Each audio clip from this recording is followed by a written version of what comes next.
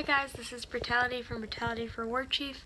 I wanted to talk about the Warcraft Prequel Novel Durotan, written by Christie Golden, and story by Chris Metzen, and of course the movie is directed by Duncan Jones, which also is David Bowie's son, interestingly enough.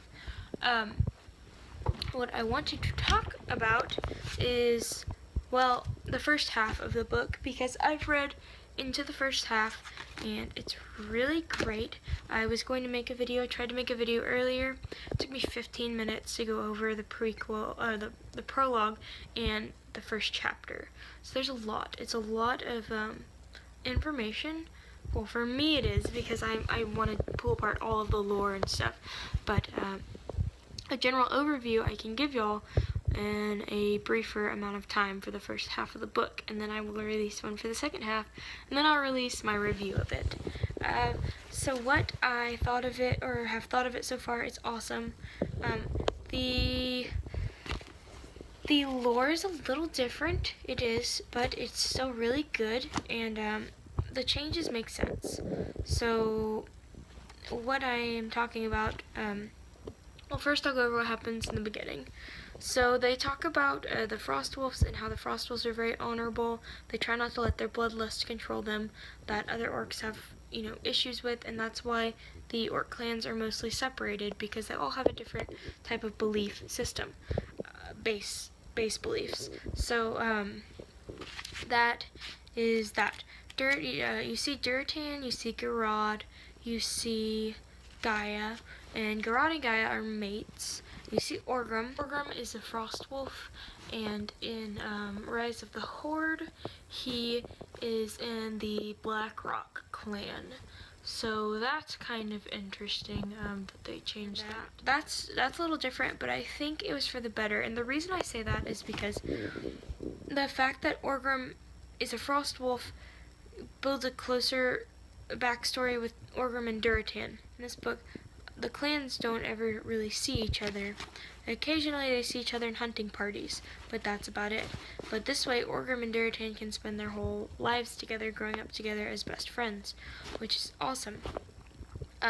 You see the relationships between the shamanic powers and energies, and how they believe in nature, and how they respect the earth and nature itself, the spirit of life, things like that. You see how the wolves that they ride and that are their companions for however long the wolves live will choose their rider, which is really awesome. So the first things that happen is Durotan and his father Gul'dan, all of them are on a hunting trip, and Durotan hits a cleft hoof, but he doesn't strike true. As Gul'dan says, what he means is he doesn't kill him on his first hit. And the reason why that's frowned upon, or it saddens Gul'dan, is because it doesn't kill the cleft hoof, and they respect nature and the earth so much that they don't want animals to hurt unnecessarily when the animals are giving them food and hide for the winter. So that you see the kind of respect thing almost off the bat. That's just in the prologue. And then it continues in. What happens after that is that a rider comes up to the hunting party. Durotan eventually kills the cleft hoof and ends his life, so there's no more suffering. You see a rider come up from the village, which is very, very odd for that to happen unless something serious has happened. So the rider says that there's a stranger there who comes under parley, and parley is like a peace agreement, so that a stranger can come and talk to the chieftain of the clan. Chieftain of the clan is Gul'dan at this point, and they can talk in a peaceful manner, which is okay, but it's very odd. The writer goes on to say that it's two people actually, or two people that came, and they say that their skin is green. One more thing, their skin is green. So Gul'dan is a little concerned about this. He's like, well, that's kind of weird. He doesn't really understand. So what happens is they get back to the village, and well, first the writer says it's his name is Gul'dan. So that's where Gul'dan enters. So they get back to the village, and Gul'dan is sitting in the stone seat, and the stone seat is where the chieftain sits, so it's kind of a disrespectful thing for him to do that. Now, Gaia is the lore master, or the lore keeper, so she makes sure they keep up with traditions and stuff such as parley and how that all works. So what happens is Gul'dan basically proposes that the end of their planet is coming, and that he is going to go to a verdant new green land, and he's inviting orc clans to come. And since the Frost Wolves are such a great clan, which they are, he wants them to come. So Gul'dan doesn't buy it. He's got a prisoner. His prisoner is Garona, and Garona, of course, as we know in other lore, is half, or in the lore so far, is half orc, half Draenei. In the movie, at this point, she's supposed to be half orc, half human. I don't believe they specify that, but Durotan does say something along the lines of, she doesn't look like she's full orc because she looks real scrawny, like she's not real muscly, and not as big. So, and he actually mentions Draka. He says she's not as big as even Draka, who is a sickly orc, who was cast out for the Frost Wolves because she was not strong enough, and she had to leave. She had to leave the Frost Wolf camp when she was young because she was weak and not strong. So Garad is not buying the whole thing. What happens is Durotan asks Gul'dan a question, inquiring more about what's going on, and Garad obviously gets irritated, and Garad just ends the whole thing. He's like, okay, you came under parley, but we've got to stop this. You need to leave.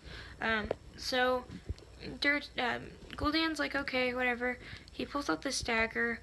The way they end the parley is Garad has to cut his hand, and I want to say Gul'dan cut his hand also, but they have to Garad cut his hand, and I think it's some blood stuff. So that's how they end the parley, and I don't know why that one's not coming to me, but it was something that had to do with him cutting his hand and blood flowing in order to end the parley, and so they did. They ended the parley, and next thing that happens is everything's going okay. Gul'dan leaves. Everyone's kind of freaked out. Garad's like, what the heck, this is really not okay. And it's kind of weird. Everything's a little odd after that, honestly. And so what happens is they hear of, Gul'dan had talked about these guys called Red Walkers, which are not good, and they're kind of crazy. They cover themselves in blood of other orcs, which is just like, what the heck? It's basically like cannibalism in the Frostwolf's mind. It's messed up. So the Red Walkers are coming up on the camp, and someone sees them, and Durotan for the next day doesn't see his father Garad. He goes in the tent finally to tell him that these people are coming. Orgrim and Durotan found them, I think is what happened. They saw them or something, and he came and told Garad, and Garad was sick in his tent. And Drek'Thar, the highest shaman, pretty much like an advisor also, he was like, this isn't okay, and Drek'Thar's blind. He's like, I don't know what's wrong with him, but they don't want to tell Durotan because they don't want to alarm Durotan. But Garad can barely walk. Garad's very sick. So what Garad does is he gets up and he decides to go face these Red Walkers because he's the face of the clan. He has to go do it. So Gaia is like, she can kind of sense that it might be the last time she ever sees him. So he gets on his wolf ice, and he rides to the Red Walkers, and they engage in combat. And one of the Red Walkers, the head of them, challenges challenges Gul'dan to the Mak'gora. And if we know what the Mak'gora is, it's basically like combat until the death, and whoever wins wins. So I don't know if y'all know, but in other other lore, the Mak'gora has happened. But specifically, Cairn and Garrosh Hellscream had the Mak'gora, and in Orgrimmar. And what happened then is that one of the Tauren, she poisoned Garrosh's blades, and Cairn died. And hopefully y'all haven't read that one yet, but or hopefully y'all have read that, so I'm not just like ruining things for you. But anyways, they challenged him in the Mak'gora, but Gul'dan does not have any more strength, and he can't even hold his weapon. And the thing is that no one heard the Mak'gora challenge, but Gul'dan wanted to ensure that people didn't think he was, not respecting the tradition. So he continued on with the only one combat thing, and Ice, I guess, couldn't help, and all that happened. So Gul'dan ends up being killed. He dies. So Durotan has to become the chieftain of the Frost Wolves after that. They have the ceremony for Gul'dan, and it's sad and it's horrible. Gaia's sad, Drek'Thar's sad, and Durotan ends up being a great leader. At first, everyone doesn't really like him because of how he's handling things. They're very different. He wants everyone to stock up on fruits and meat and stuff and save it, and it turns out being great because everyone survives through the winter, and they don't hear much of Gul'dan. But one more thing. Right before Gul'dan dies, he realizes that it had been Gul'dan, the dagger on his hand, that poisoned him, and that's why he died. It wasn't just like a random death. Gul'dan poisoned Gul'dan, so that's that. So anyways, going into Durotan's great.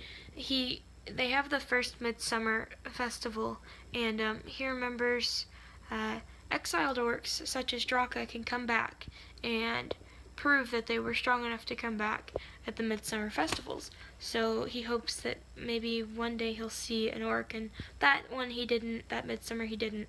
But then another year rolls by, and this Midsummer he sees someone coming, and he thinks it's a Red Walker. And as him and Durotan and Orgrim approach, they realize that it's a more feminine form, which is Drek'Thar. He realizes it's Drek'Thar, and he's so happy. She's carrying a Frostwolf banner, and they start talking, and they start getting a little closer, and you start seeing their relationship and their bonds. And then Drek'Thar has this dream, this vision. They find this big hot spring, and everyone's so excited. And then that night, Drek'Thar has a vision that the Great Father Mountain cries fire. And what ends up happening the next day is the mountain explodes and is a volcano, and they are going to have to move up. They have to move their camp. So that's where I am right now. I'm actually not quite through 150 pages, but I'm at the point where there's a lot of chaos going on. They're trying to move, and Drek'Thar is basically Durotan's like right-hand woman right now, and he just said, I would be a fool not to ask her to be my mate. So that's it. I will have another video up with the second half, or a little more than the second half. I tried to make it in under 15 minutes. I hope y'all enjoyed it. Any questions, y'all can post in the comments. Thank y'all so much. This is Brutality from Brutality for Warcraft. I hope you enjoyed the first half of the Durotan Warcraft Prequel Novel overview. Bye!